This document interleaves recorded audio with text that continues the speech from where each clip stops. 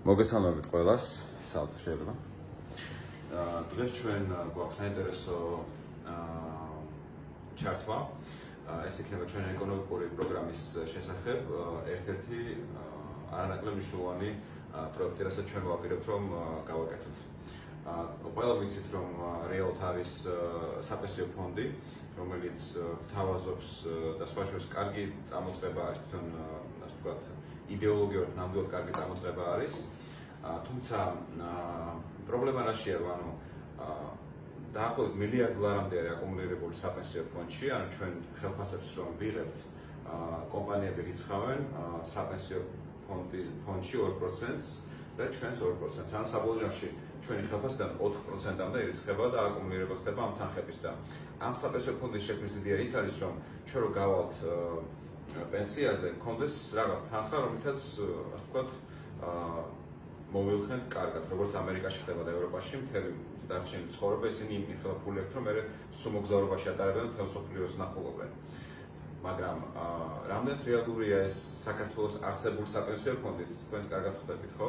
როდესაც 5-7%-ში ხდება ამ თანხის ჩადება, ხო, ანუ მთავრობა არის ისეთი რაღაც, რომ არ უნდა თავისზე მეტკივილი, იმიტომ რომ ისინი არიან ძირითადად ფულის კეთებაზე გადასულები და არ აინტერესებს სხვა არაფერი და ეს არის წინასაარჩევნოდ, აი ცდილობენ ხოლმე რომ წინასწარ ესეთი რაღაცები მოიფიქრონ, რომ მაქსიმალურად ეტყობოდეს ხალხს რომ ვიღაცა უგლისმათ. მოკლედ, ისინი აბანდებენ 5-7%-მდე და ლარის გაუფასურება 2019 წელს იცით რომ 18% იყო, -18%. წელს რა იქნება, ყველა ნახავთ. ანუ ის თქმიდა რომ რეალოდ ტყუილში ვართ, იმიტომ რომ რაც ამ თანხა დაგვიგროვდეს, საბოლოო ჯამში ლარი რა იქნება 35 წლის შემდეგ, ხო, არავინ არ იცის. ამიტომ მე მოგვართად ახალგაზრდებს, რომ კარგად მომისმინოთ, იმიტომ რომ ჩვენი მომავალი, ზოგადად ქართველებს არ გვიყვარს ხოლმე მომავალში რაღაც მომავალი ქათამი, მაგრამ ეს ძალიან მნიშვნელოვანი, იმიტომ რომ ეს სისტემა უკვე არის, ფაქტობრივად სავალდებულო არის და კარგია რომ სავალდებულო όμως სწორ ხელში თუ იქნება და ეხლა განსხვავებას აგიხსნით, რას ნიშნავს სწორი ხელი და რას ნიშნავს არასწორი ხელი. თუ შეიძლება სალ მივატრიალოთ ეკრანზე, კარგად გამოჩნდეს ეკრანი. მოკლედ, ეს არის ოფიციალური ვებგვერდი ამერიკის შეერთებული შტატების SEC-ის, ეგრეთ წოდებული როგორც ეროვნული ბანკთან მიახლოებული ორგანიზაცია, რომელიც მოკლედ არის სახელმწიფო ორგანიზაცია. და აქ პირდაპირ ჩვენ გადართული გვაქვს და ამის აუცილებლად თან დავუთავთ და თქვენ ნახავთ investor go არის და სულ ლინკს დავუთავთ. აქ არის ძალიან საინტერესო კალკულატორი, რომელიც პრაქტიკულად აჩვენებს იმას, რაც ჩვენ გვინდა. მაგალითად, მოდით გავუკეთოთ ეს, რომ დაახლოებით თქვა გვაქვს 700 ლარი ხელფასი. ამ 700 ლარიდან 2%-ს რიცხავს კომპანია, 2%-ს თქვენ, ანუ 4% გამოდის და ეს არის 28 ლარი. ამ დავიწყოთ 28 ლარი დაგროვება. ხო, მინდა შესავალი გავაკეთოთ compound interest თარგმნით ქართულად როგორ არის ზუსტად. ეს არის რთული პროცენტების კალკულირება. მე არ ვიცი ქართულად როგორ არის, მაგრამ ეს compound interest-ი აღმოჩენილი არის ეკონომისტების მიერ. უბრალოდ გაღიარებულია ეკონომისტების მიერ, რაღაც ბოლო 20 წელია და ამის შემდეგ ახლა ხალხისთვის თვალსაჩინო, რამდენად დიდი მნიშვნელობა აქვს თითოეულ დოლარს, თითოეულ ლარს თუ ყოველჯერზე დაამატებთ და გაზრდით და ხელს არ ახლებთ. მოკლედ, პირველი თქვათ 700 ლარი ჩაგერიცხათ და გაქვთ 28 ლარი, იქნება 4% წავიდა საპენსიო ფონდში. ან პირველი საპენსიო ფონდში 28 ლარი დავიწყეთ. შემდგომ კითხვა არის რა თვეში რამდენი ლარით იქნება ეს საპენსიო ფონდში შევსებული. რა თქმა უნდა 28 ლარით, იმიტომ რომ 700 ლარი გაქვთ ხელფასს თუ არ მოგემატათ იმ მომენტში. რამდენი წლით იქნება ეს სიტუაცია? ეს სიტუაცია იქნება დაუშვათ 35 წლით, თქვა 30 წლის მამაკაცი და გინდათ რომ აი საპენსიო ფონდი მოკლედ გამოიყენოთ სრულად. 35 წელზე გავთვალოთ საშუალო ფასნამატი რა იქნება. ამ შემთხვევაში ჩვენ გვაქვს 5%, რასაც ჩვენ საპენსიო ფონდი გვთავაზობს, ყოველწლიური მოგება, ასე ვთქვათ. პროცენტს ცვალებადობა ახლა მაგას ვერ დავაზუსტებ და ხო, აქ უთითებთ ყოველწლიურ დარიცხვას.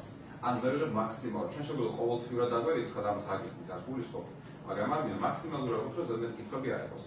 და კალკულატორს ვაჭერთ, ანუ 35 წლის შემდეგ ამ პრინციპით, ანუ საქართველოს პრინციპით, რამდენი ლარი გექნებოდა თქვენ? 30500 ლარი.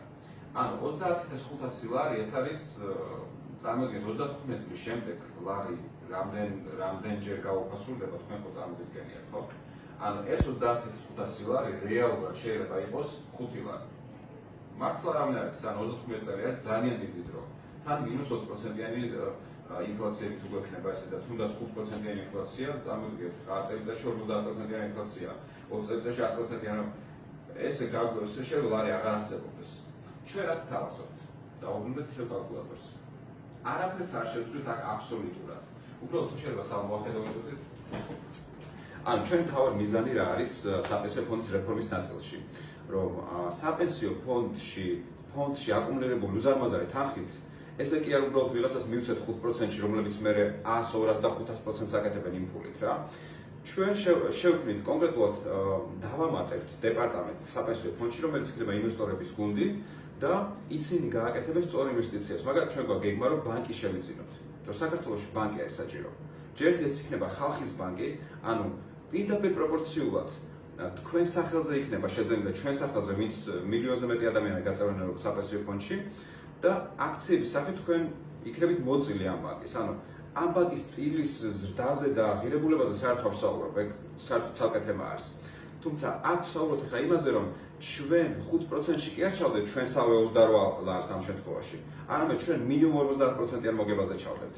ანუ ეს იგივეა, რომ რაღაც ბიზნესი იყიდო და ახლა შენ 5 წლიან მოგებაზე ხარ იმუშავე, ხო, თქვა რაღაც სამრეცხაო გააკეთე, თქვა და დახარჯე 10000 ლარი და ახლა 10000, ანუ 5%-ზე ყოველწლიურად ხარ იმუშავე, ანუ მინიმუმ 10-ჯერ მეტი უნდა ამონაგები უნდა ქონდეს. ხო, დაახლოებით ამას ვაკეთებ, რომ 50%-ის არის გარანტირებული მინიმუმი ამ შემთხვევაში.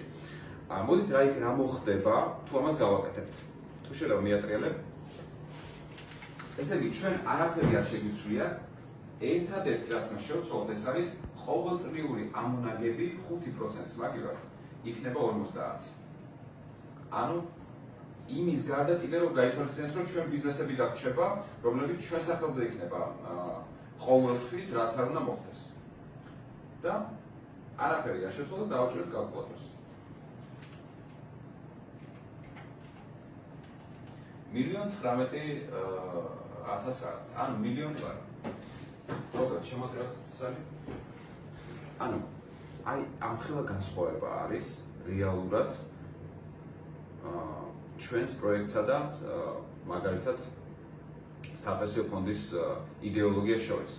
ესეთი დამოკიდებულება არის საჭირო. ჩვენ რაღაც გენიალს არ ვიგონებთ. ხო, თან ოფიციალური ვებგვერდი არის ამერიკის შეერთებული შტატების მთავრობის, ხო? ჩვენ უბრალოდ ძალიან გვინდა, რომ საქართველოს იყოს ძალიან მაგარი. ამიტომ ყველა პროექტი გვაქვს ესე დონეზე ჩაშლილი. ყველაზე მაგარი პროექტი გვაქვს, ყველაზე მაგარი გეგმა გვაქვს საერთოდ საქართველოს ისტორიაში. წამოდი საპენსიო ფონდი და გავიარეთ კიდე ცალკე ეკონომიკური მიმართულების სხვა გეგმები, როგორც არის დუბაის, მონაკოს მოდელების დანერგვა, ან განათლების სფეროში მაგალითად სხვა პროექტები. ანუ რო შევაჯამოთ, ჩვენ ვართ ერთადერთი რეალური პოლიტიკური ძალა ხალხის, რომელსაც აქვს ყველაზე მაგარი პროგრამა საქართველოს ისტორიაში, რომლის უკან არც ერთი პოლიტიკოსი არ დგას, არც ერთი არავინ არ დგას საერთოდ ჩვენს გარდა და საქართველოს მოსახლეობას პირველად აქვს არჩევნის საშუალება. ეს ვართ ჩვენ. სუფთები, რეალურები, მოტივირებულები, რომ საქართველოს იყოს 2024 წელს საუკეთესო ხუთეულში, ამაზე ცალკე ჩავწერთ კიდე მოკლე ვიდეოს და აი ეს არის ჩვენი მიმართულება და ეს არის ჩვენი мотивация.